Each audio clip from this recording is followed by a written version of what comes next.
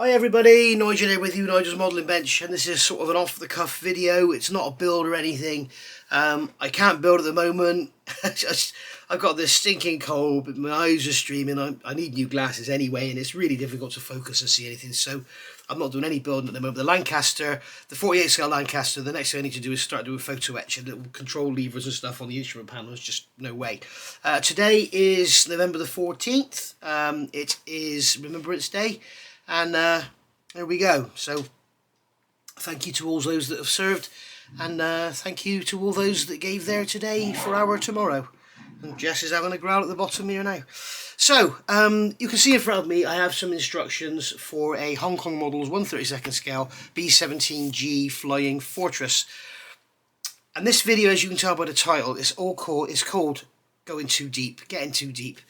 I bought this kit when it first came out. I think it was about 2013, was it 2012 even, and was really looking forward to building it, and then started to look at it. And as being a long time fan of the B-17G or the B-17, a lot of stuff sort of stuck out. The biggest error I think with this kit was the round nose. It has a round nose section. If I can get a picture, I'll put it up now, whereas it should be flattened off on the top. So as a result, whenever I see one of these, I don't know if you see the same thing, but whenever I see one of these things built up, I see the actual windscreen area here, because the nose is, instead of being sort of, let me grab a piece of paper and a pen, Mr. Unprepared as usual, instead of being, okay, so when you look at it nose on, okay, what the kit does is this, exaggerated. So then you've got the center pillar for the windscreen there, and then your windscreen panels come away like this, okay, and then you've got this huge, great step here, okay, so this is the nose, this is looking along, so looking along from the nose back, and you've got this huge, great step there, whereas what it should be, and I'll do it exaggerated, is the nose should be flatter, and then you've got that center pillar there, and then the windscreen comes away like this, and then it comes down the sides. And as you can see, when you look at it nose on, it's a lot more slender. So as a result, this whole area here, this whole hump is set up too high. And if you look at them, you'll see what I mean. I also think the wing chord is incorrect. I think the wing's too fat. I don't like the shape of the engine cowlings. The actual fuselage itself is too fat from sort of the back edge of the wing, the trailing edge of the wings backwards. I'll put a photo up now of a guy holding one up, and I think it's too fat. You may disagree. But basically, I'm doing this video because when I was at Telford yesterday, I got into a very long conversation with a guy who I forget his name, I'm really sorry. But it was the guy who built the beautiful formation coloured dotted B24 I showed you yesterday, this one here. And we were basically talking about, you know, if it looks like a duck, if it sounds like a duck, it probably is a duck. And the conversation came about because, as everybody knows, the wing profile on the Hobby Boss 1/32 scale Liberator is off. It's not, it's piece of paper and a pen again. The B24 Liberator wing is kind of like this, okay? All right, and they've modelled it sort of like that. So that's not a very good picture at all, is it? Let's do it exaggerated.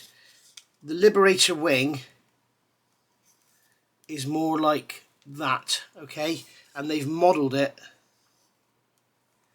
more like that. So when you actually look along the top of the wing, instead of it laying back, if you look at a B24, the trailing edge of the wing is almost right on the edge of the Bombay doors, and what they've done, they've got it sort of, it's almost like a parallel line, whereas it should be lower down at the back. So I was looking at his kit and I asked him if he modded the wing, and it made me think the fact that I had to ask that question, it looks alright out of the box. And this is what happens. People like me, I'm guilty of it, we all do it, just go too deep and you start cutting things around and changing it to make it look right and trying to improve everything and make everything good, and you boil the aftermarket and you do all this and you do all that, and in the end you just burn yourself out because you've gone so deep and you just dig yourself into a hole that you can't get out of. And that's exactly what I have done with this model.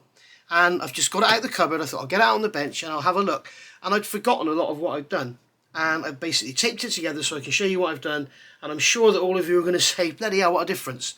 But you know, it's such a mojo killer when you just spend hour upon hour upon hour measuring, getting dimensions. I've got bloody drawings here coming out my ears, you know, photographs and everything, you know, and you just end up drilling yourself into a hole. I mean, if you look at the aftermarket, I've got here, I made, it was really fun, this is when I was teaching myself to solder.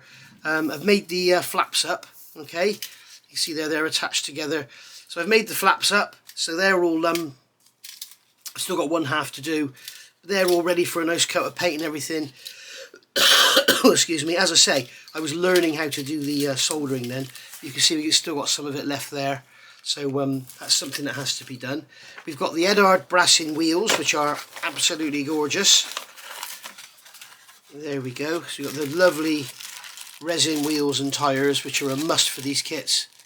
So they're all lovely and everything. That's really, really nice. So they're absolutely gorgeous. I've also got the resin engines, the full resin brassing engine set for this, but they're in the bottom of the cupboard under a load of stuff, and I can't be bothered to get them out, to be honest. If you want to see them, let me know and I'll do a review. But they are absolutely gorgeous. They are beautiful. And then here is a little bit of photo etch. Just a little, blimey, just a little bit. So we've got here B17 placards. Okay, you can see those there. The instructions on the back. We have B17 front interior self-adhesive, so we've got the self-adhesive bits there, okay, and then we've got the rest of it here. Look at all that photo etch. Then we've got the B17 G exterior, so it's just a few grills and bits and pieces there. We have fabric seat belts, these are obviously made by HGW. We have B17G engines, so you've got all the ignition leads, bits and pieces, brackets and greeblies there. We have B17G bomb racks, so we've got some placards, and then here's the actual main bomb rack parts themselves. We have B17G interior. Okay, you can see that's rounded off on the top, whereas it should be flat. And this is the thing I've said in the past. The aftermarket companies, they have to make parts inaccurate. Now, if Eduard know that the kit is wrong, they still have to make their parts to fit. Otherwise, you know, you come along, you buy a cockpit set and the instrument panel doesn't fit. So if you want to make this instrument panel fit, you'll have to take away some of that material on there. But there you go. So there's that's the cockpit set, or interior SA, self-adhesive. Then we've got the B17G undercarriage. So we've got lots and lots of bits and pieces of brackets and stuff like that, plating for the undercarriage bays. We have the B17G radio compartment self-adhesive. So you can see it just goes on and on and on. We have the B17G seat belts. These are the ordinary photo etched brass, but they're my least favourite type of seat belts. B17G Bombay. You can see we've got the sides and everything there. Lots of bits and pieces and greeblies and brackets and stuff to really improve the kit. And then we have here finally B17G waist section. So this is going to be the area sort of in between the radio guy and the cockpit. Okay, so there we go, got some self-adhesive bits and pieces there as well. So as you can see, it just goes on and on and on and on. And there's probably £250 worth of photo etch there. It's not worth £250, but that's how much it would cost you. You know, and it just goes on and on and on. So basically, the kit is a pretty straightforward assembly. You work on the interior. Loads of people have done them. You've seen them loads of times online. So I'll just have a drink a minute. Makes it easier for editing rather than just... So the other thing I noticed, I think the tailplane looks out. So I think the proportion of the actual elevator to the tailplane itself is out. So I've been looking at that now. I'll tell you why I stopped doing this. When my last dog Lola had to be put to sleep, it absolutely ripped me to pieces. And this was the kit. I remember this is the kit I was working on at the time, and I just boxed everything up and put it all away. And I don't think I did any modelling for about a year, and that's why this got put away. I was totally and utterly fed up. It was a hell of a time. So that was why I stopped doing this. Now, to me, it looks out of proportion. I've got to look at it again. This is something I've got so much invested in this. You know, there's no way I should just leave it on the side. The tail gun here, I've reprofiled that because I don't think it looks right, so I've reprofiled that. And then here are a load of plastic discs, and these are all the stations going down the fuselage, because as I said, I think the fuselage is too fat, so I've made all those so I can reduce the diameter of the fuselage. In here I've got a box of bits. You can see there are that's the pivot, and that's the hinges there for the rudder pedals. Yes, I've really gone that far. You can see here we've got the front floor here with the front turret mount. I've extended that because it's too short. I've got bits and pieces of the Bombay here. There's a ring for something or other. This here is a piece that needs a lot of modification. It doesn't have the square cutouts in the back, and I think those slots need filling. They do need filling, and they shouldn't go all the way up like they do. So that's the front turret been modified there. Okay. There's the piece that goes, this is going to sit in behind the turret because there's nothing in there, it's just all open. And various bits and pieces. So as you can see, there's the instrument panel there with the corrected upper profile on it. You can see it's no longer just round, it's flattened off. For some reason I've got a Canadian tie pin. I don't know why, but I have. For some reason, this is the other thing, you see, when you put these kits back in the box and you leave them, you come back and you see all this stuff and you think, why did I do that? Why on earth have I put a piece of plastic card in there? Answers on a postcard, please. So these two halves here have been glued together. I think these are part of the nose, and I've cut these off and glued them together so that I can glue it on separately afterwards, because I don't think it's right in the kit. All sorts of framework here for the Bombay and everything. Oxygen tanks down there. All sorts of bits and pieces, and as I say, just, you know, you kind of look at it and think, why did I do that? Why have I done this? Why have I done that? And this is the problem. You kind of get a bit too deep. So basically these are the wings here, and as I say, I mean, please comment below, please comment as much as you like, just don't be rude, but you know, I think the engine shape here is all wrong. I think it should. I don't think it should. It almost looks as though it's comes out and goes back in again. I don't think it's right. But I mean, it's a beautiful model. Don't get me wrong. The rivet detail is amazing. It's got all the fuel filler ports and that. We've got the adjustable, positionable flaps. Engines are a bit weak. Turbochargers are a bit weak. But nothing like as bad as they are on the B24. But you know, it's all there. So I know what you want to see. I've got all this reference material. These are fuselage positions, and I think the tailplane is the wrong shape. In fact, I don't even know where the tailplane is. I think I've adjusted it. Let me see if I can find that. Tailplane should be in the box here somewhere. I hope anyway.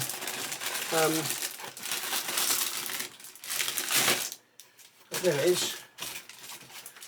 There's the tailplane, and yes, I have. I've adjusted it. I've cut it at the back here. It was too long, so I've cut it down. So that's been changed. And then these black lines here, where all the new panel lines are going to go.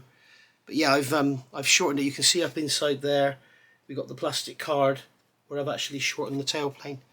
So yeah, it was all out of shape. So that's a lot better now, in my opinion. But the major amount of work I've done is on the fuselage and on the interior and everything.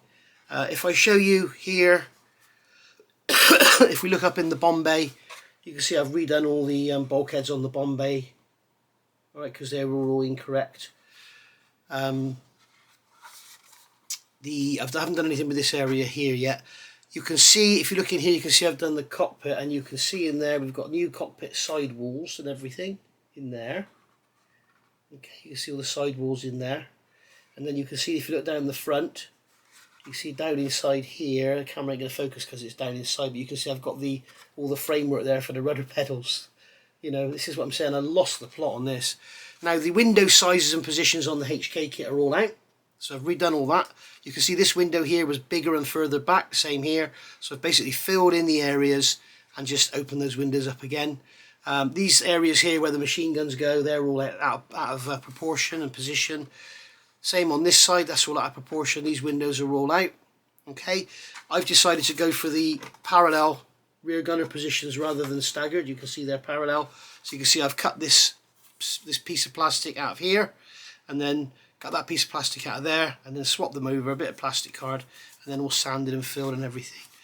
You may also notice I've narrowed the fuselage, because I think the kit from about here, I think the fuselage is too fat. So, well, in fact, I've got drawings with dimensions and it proves it is too fat. And they were sent to me by a gentleman in America. So please don't ask me to send you copies of them, because he sent them on the promise that I wouldn't give them away. So I'll show you them, but I won't actually send you any copies, I'm afraid. In fact, I don't even think I've got any copies. So anyway, so the fuselage is too fat going backwards. So what I've done is narrowed it down, and because obviously if you've got the fuselage, if you're looking in on it's like that, if I take away material from these faces, okay, what happens is you end up with an oval. So what I've had to do is add plastic card and then sand the fuselage down. So I don't know if you can see, if I can get it on the end there, you can see that what I've done is actually added material here and then sanded it round again. So but then on the nose, on the windscreen, you can see I've got a piece of plastic card in there. The reason I've done that is once I get the shape and everything right, then I can cut out the shape of the windscreen, and then I've got a template in that card for the actual clear parts. But you can see there the side-on profile, I think, is a lot more representative of B17. I've taken a section out of this and brought it all down. The front of the nose is now flattened off. That means all of this section here has to be flattened out. And you can see up inside the nose there, you can see all those deep gouges.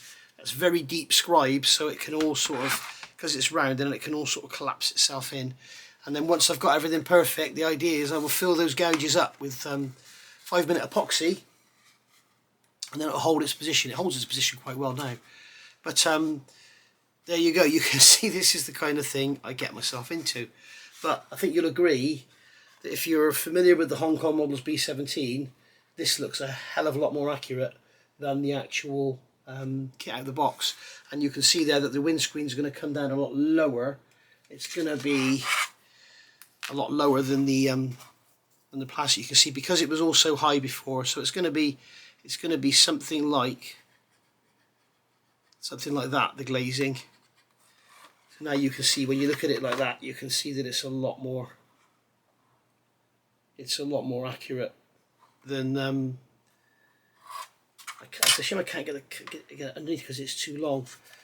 That way around, there we go. But it's a lot more accurate profile wise than the kit out of the box. But as I say, it's is it 350 quid now, this kit? You know, it's basically a piece of scrap plastic at the moment. But I've also added loads of detail up in there. The other thing that's wrong is this door. The door in the front there, oh god, it's too big. The door in the front there is centred in the kit. It should be off-centred, so I've done that. This piece of plastic card here, that is only there as a stiffener while it's being built, because that area there would obviously be very weak without it. Once the clear nose goes on, it will support it. But there we go, with it all fitted together. It's, you can see when this is all narrowed down here. You see when the rear gun goes on. You can see now that the fuselage has basically got a much more slender shape to it, rather than the great big fat standard kit. It was also too long. I think what they did was I think because they made the fuselage too fat, I think they extended the back end to make it look right in proportion. So I've actually taken material off the length as well. So there we go. But I also think that wing profile looks awful. But I don't know. I'm definitely not going to change that. But it's something I really should get on with and get stuck into and get done, because this had a big following on large scale planes until I fell out with someone on there and took it all off. Yeah, it's just a quick video. As I say, after the chat with the guy yesterday on the 30-second SIG stand, I thought I'd just put a video up just to sort of, you know, basically say that this is exactly what we were talking about. You get too deep, you buy all the aftermarket, and before you know it, you've just dug yourself into a great big hole. So maybe this is something I should get out and play with now and again. But Anyway, thanks for watching. Hope you got something from this. As I say, please comment down below, and I look forward to your comments, but just please don't be rude. You know, comments like, oh, you're just sucking the fun out of the hobby, is just absolutely worthless and no value to anyone, so I just delete them. But you know, your actual opinions are always welcome, and maybe you've got some stories, you've done the same things yourself. Anyway, I'll see you all soon. Thanks for watching. Bye for now.